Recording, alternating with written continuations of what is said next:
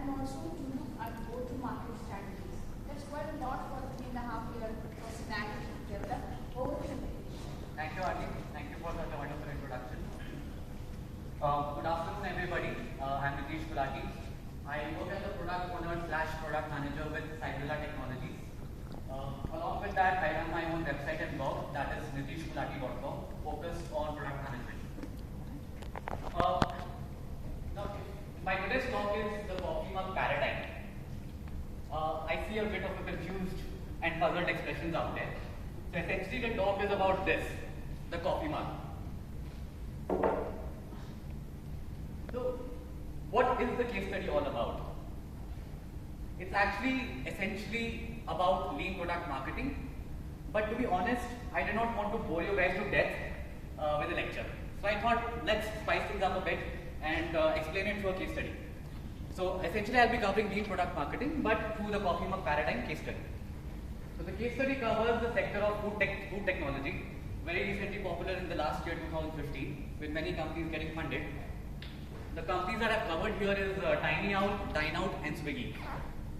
The key factor was the coffee mug.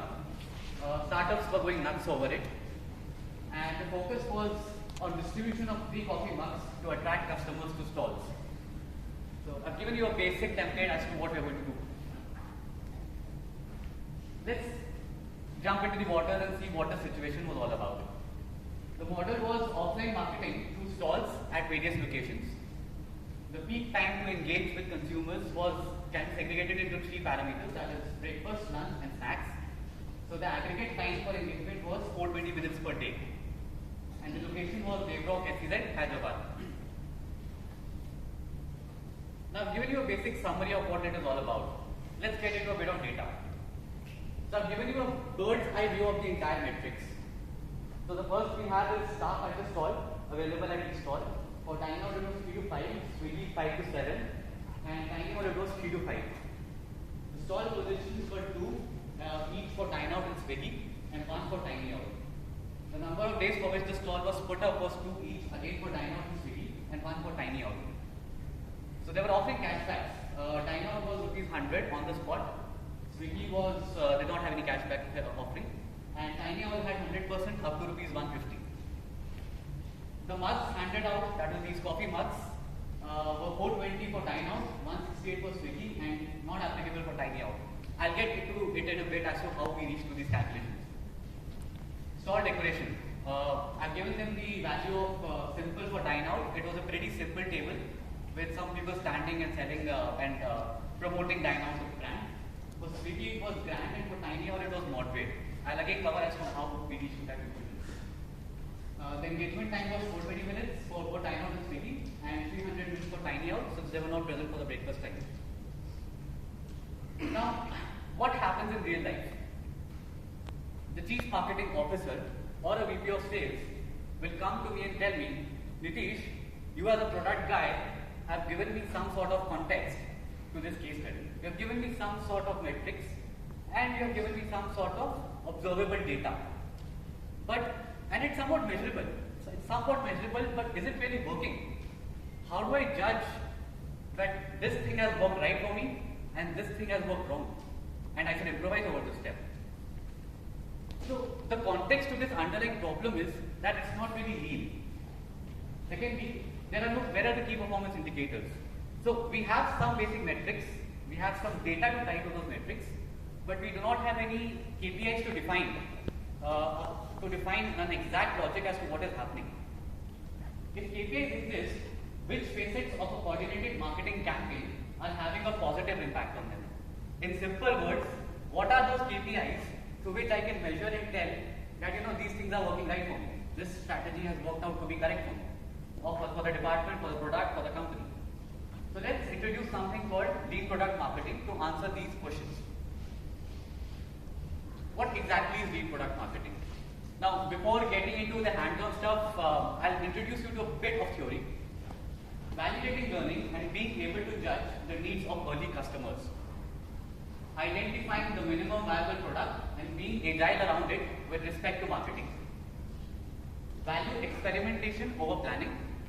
And lastly, testing and metrics are vital to growth. So we'll see how these points play an important role. Let's deep dive. Now, I'll walk you through quickly through the business models of each marketing strategy that was happening for each of the three companies. For Timeout, it was go to the stall, install the app, enter a code, you get a credit of ₹100, and you get a free coffee mug. For Swiggy, it was go to the stall, install the app, place a minimum order of ₹50, and then you get a free coffee mug. For Tiny Owl, they had two things. One was 100% cashback up to ₹150. So this coupon I can directly go to the stall and get it. The second was you have to play a dartboard game up to 5 chances, and whatever amount you reach through the dartboard game, you will get a coupon of that amount respectively and a free coffee mug. So I came across a few common observations happening around the stalls. One was network issues.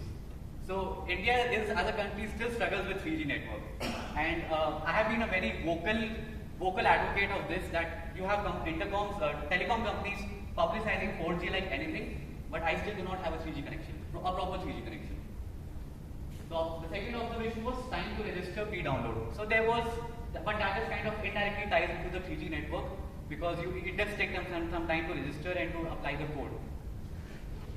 For Swiggy, it was lesser numbers due to cost involved. Now, as I mentioned, the Swiggy had this thing of placing a minimum order of ₹50. Only then you can interact with the app and get a free coffee mug.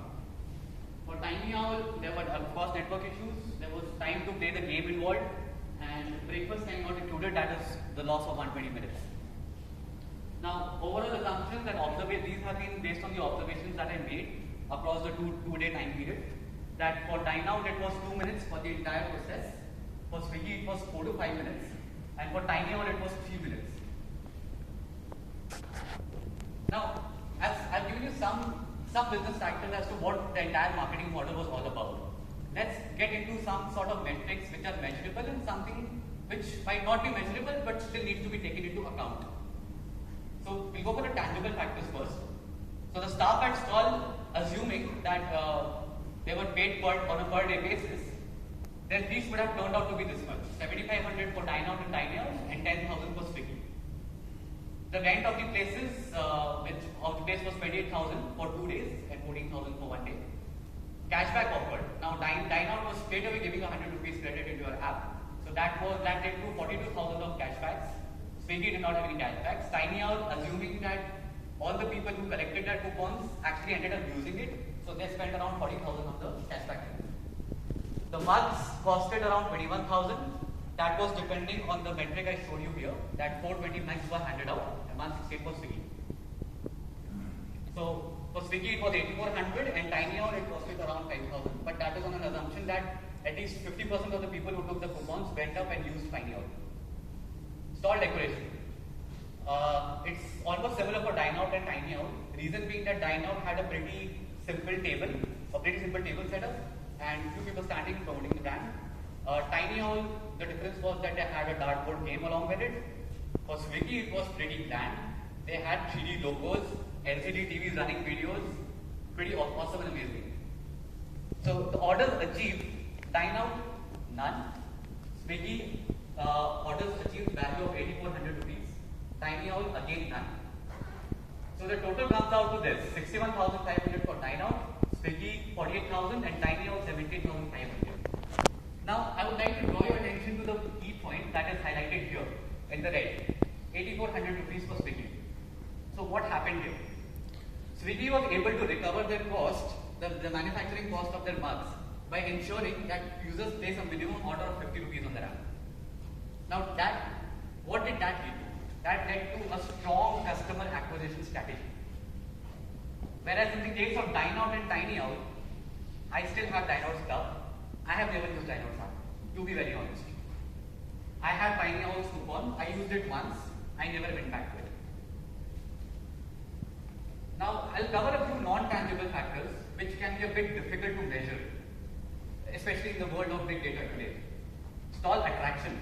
Now that would be very subjective, but this rating is based on the word of mouth publicity that all the three brands garnered at that particular location. And secondly, my running around and talking to people as to how they perceive those brands. So So for Dine Out, it was pretty simple. Dine Out was moderate since they had that game to interact with the users. And Swiggy was grand since, as I mentioned, they had a pretty huge and pretty visual stall. Customer profitability. That is the most important thing there, while everybody sitting here. Be it a service-based MNC or a startup. So for Dine Out, it was grand. I mean, in terms of customer, I really enjoyed Dine Out. I got a free mug, I got 100 rupees cashback. What else can I ask for? Without doing anything. For Swiggy, it was moderate. I mean, I had to spend 50 bucks, but still, I got to interact with the brand, I got a very visual marketing strategy happening, and I got a free coffee mug as well. Whereas for Tiny Out, it was simple. I got a coupon, I did not take much interest in playing the game. If I had time, I would have gone for it. So, we have seen some basic context as to what happened over there. We have seen some metrics, we have seen some data, we have seen some tangible and non-tangible factors. But the core factors that were used for lead product marketing, which I have utilized here, are experimentation, customer feedback, and metrics. So, it brings me to the question that what could these three startups have done differently? They have planned something, they have experimented over something, but how can you improvise over it? That's the question. So, I do these 3 points from Agile methodologies. So first is plan for a sustainable phase. Now, in the theoretical part, I covered one important point: value experimentation over planning. So, of course, planning is important. But at the same time, experimentation is also important. And that is what a lean startup is all about. And in essence, that is also what Agile is about. So you have to be on your foot all the time. But I cannot, maybe as a technical guy, as a product owner, I cannot ask my developers to work 24/7. So I need to plan my feature rollout in such a way that there is an average achievable rate over a few sprints or over a few weeks, rather than burning out my developers in the first 2 weeks. And in the third week, I go and tell my CEO that I'm sorry, I cannot deliver this. Just one question. Yeah. APS, was there a desired outcome when they started this thing? I'm sorry. What was the desired outcome? I'll get to that. Yeah. The second point is removing impediments. Now, this is something which I borrowed out of from my own day-to-day work. As a product owner / product manager, it's my responsibility to ensure that all the stakeholders involved in a product, it could be a client, it could be a CEO, or developers, they are not stuck at a particular obstacle, which is blocking the progress of the product. And that is what Tiny Out could have done. So in essence, they did provide a gamified way to interact with consumers. But I think there could have been some improvisation over that. It could have been anything. Maybe a better game, maybe a smaller game to interact with consumers. I don't know. Probably they'll have to experiment and gather data on that and then decide that which game turns out to be better to interact with consumers. The third is just-in-time reviews. My best example, Dine Out. Most of you which are from the Agile background would be familiar with the word retrospect. So essentially, retrospect is thinking about the past and ensuring and thinking, what are the mistakes that happened, or what is something that could have been done better. And Dine Out should have really done that. So what they were doing was, they were straight away handing over 100 rupees cashback and a free coffee mug. Now they had 2 full days to do this. They could have done this on the first day, but at the end of day 1, they could have a just-in-time review, and they could have measured that, now we have a successful word of mouth publicity. Tomorrow we are damn sure people are going to come back for stores. Let's up the stakes. Let's go for greater stakes. Let's ask them to pay something, and then we'll give them a free coffee.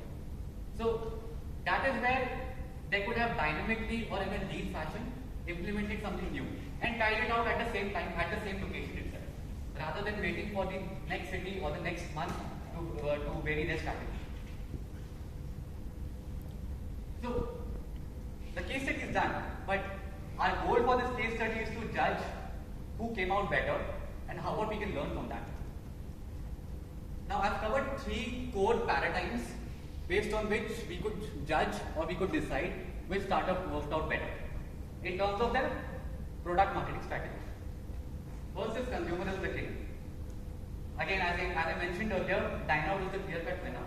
I, being an end consumer, got a free month, got 100 rupees cashback without ever doing anything. No effort on the user's part.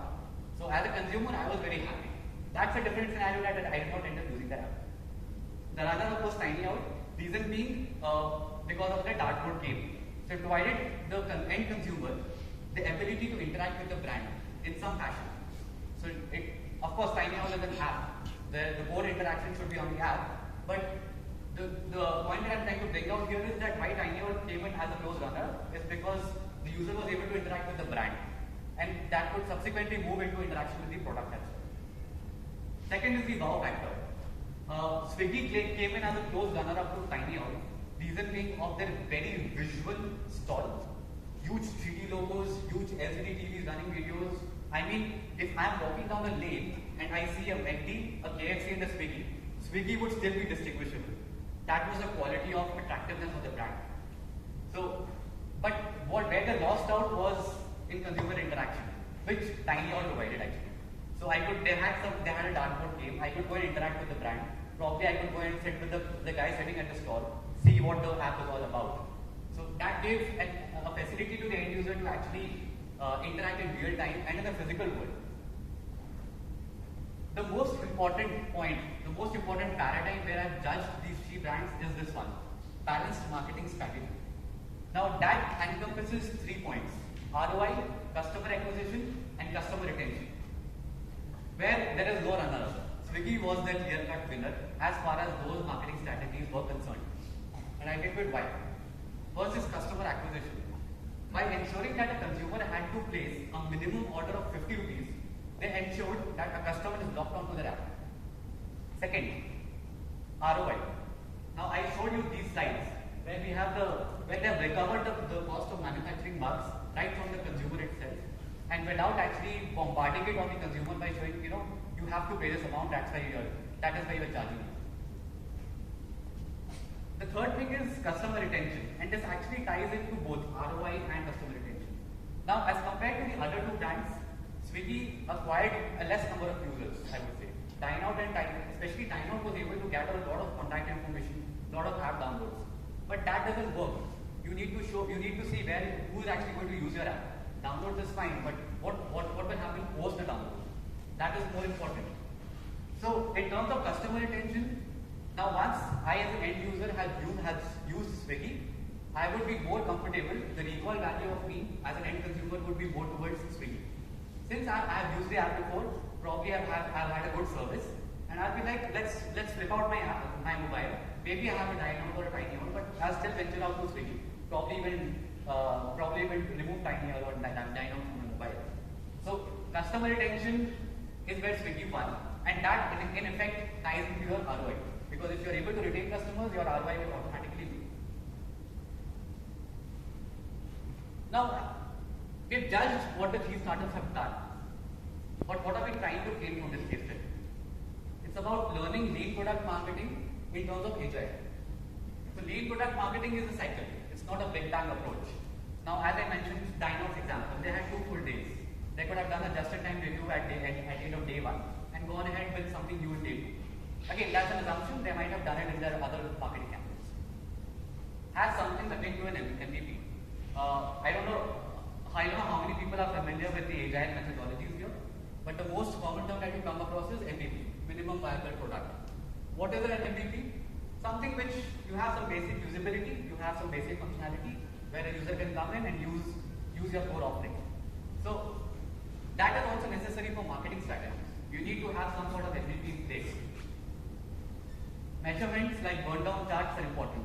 Now burn down chart is my go-to graph as a product owner. But I should also have some sort of measurements, as I showed to you, with some metrics and KPIs when it comes to my marketing strategies. And when I'm using Agile methodologies, when I'm trying to integrate Agile into my marketing strategies, it's always necessary to have some sort of measurement, because then only you'll be able to decide whether one thing worked and whether one thing did not work. Retrospect helps in maintaining the vision of the brand. That has been a common factor throughout my slides. That is important to sit down and decide what could have been done better. And retrospect does not necessarily mean if you're familiar with sprint keyword, it does not necessarily mean at the end of a sprint. It could be at the end of a week, at the end of a month, however your organization decides to take it. focus on building experience with consumers. That is where Tiny Owl kind of succeeded. They gave the ability of users to interact with the brand more. So in essence, I would conclude in this way that the beauty of Agile is that it's not only, it came out as a methodology for software product development. But if you take out the beauty of the essential points of it, you can take it out, extrapolate it, and use it in your marketing strategies and to solve different types of problems in different types of industry domains. And that is what Agile is all about. That's it from my side. Thank you. I'm open to any questions. So Nitish, my observation is when you say that you work downwards, right? So Yes. because we all do apps downwards and all. That is a very, or that's what might be a good number of user acquisition for that matter. Exactly. But if you continue within a month, like you could uninstall it very quickly. That's true. Right? So I think one metric can be how many users actually downloaded it, and what is the maintenance within 1 month. Exactly. That was one thing. And the other thing which I liked about this, if you thought about I think visual representation is also one thing which was already there. So that was learning in that. Visual is there, and see, I do not have access to that kind of data as to how many, what happened to the kind of downloads, and how many interactions actually took place post the download. But you have a very valid point here. This is a problem that is being faced by even e-commerce giants in India. Even if Flipkart gets uninstalled. So that's a problem which every app will face, and even in the support service. Then even if they have, say, so we get what would be 1 or 2 days, right? Yeah. 2 days they had, right? The interesting was like one day they had a retroscription, and then probably next day they would have come with some different strategy. Exactly. So as I mentioned, in Agile you have retrospects, not just time reviews. But it's not necessary that if you have a sprint, when talking in terms of technical work, then only you need to have a review. So you need to balance that out, and especially in an age where you have a lot of competition with so many apps. So a lot of people could have been done, but interesting part is like because I've seen that they are burning people's what is it? Easy ones.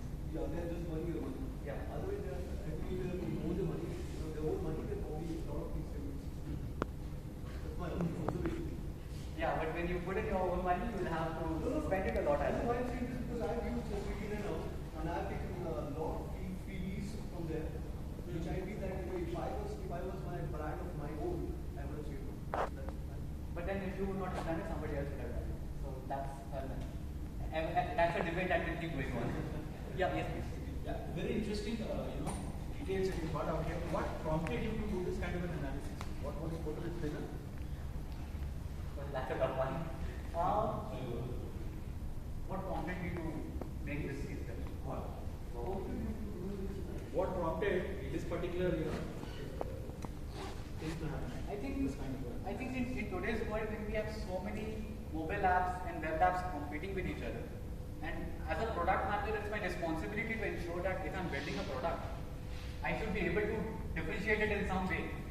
Now that differentiation will come through metrics.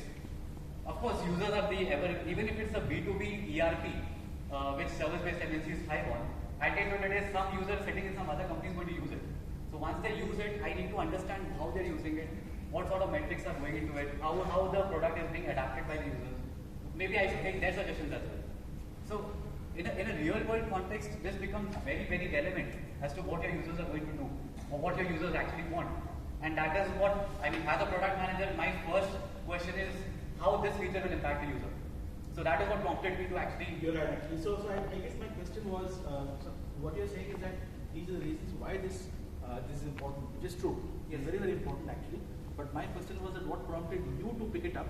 But I think it's because as a product owner you have done it proactively. Is that what it is? Yeah, so in general, I love exploring new things, which even Aki mentioned in my introduction. Okay. So I'm always up to exploring new industries and what kind of an impact IT is making on them. This is awesome. And what do you see from data? Most of it is observation. So second is word of mouth publicity. I had to go around and talk to people. A few things like the number of marks that was sold out, those are arrived on some hypothetical calculations. So to be fair enough. The data is very quite good. Yeah, if I have access to actual data, I can actually sit down and work out some formulas and reach to a better judgment as to who came out first. But again, it's more of hypothetical. Yeah. Sorry, I missed out the first part of it. What is the context of this thought experiment?